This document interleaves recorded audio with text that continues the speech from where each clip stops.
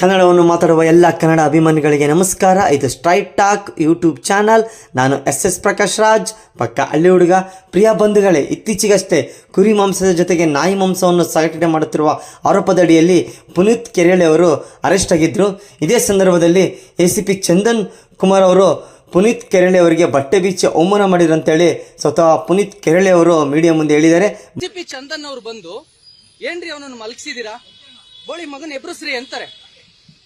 ಇವ್ರೆಲ್ರು sir Puneeth sir ಎದಳಿ sir, Puneeth sir ಎದಳಿ sir ಅಂದ್ರೆ ಏನ್ರಿ ಅವನೊಂದು ಸರ್ ಅಂದ್ಕೊಂಡು ಅವನಿಗೇನ್ರಿ ನೀವು ಇದ್ ಮಾಡೋದು, ಎದ್ನಿಸ್ರಿ ಆ ಬೋಳಿ ಮಗನ ಅಂತ ಹೇಳ್ಬಿಟ್ಟು ಎದಳ್ರಿ ಅಂತಾರೆ.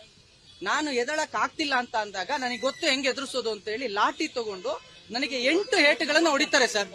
8 ಏಟುಗಳನ್ನ ಹೊಡಿತಾರೆ. ಅದಾದ್ಮೇಲೂ ಕೂಡ ನನಗೆ ಎದಳಕ್ ಆಗ್ಲೇ ಇಲ್ಲ.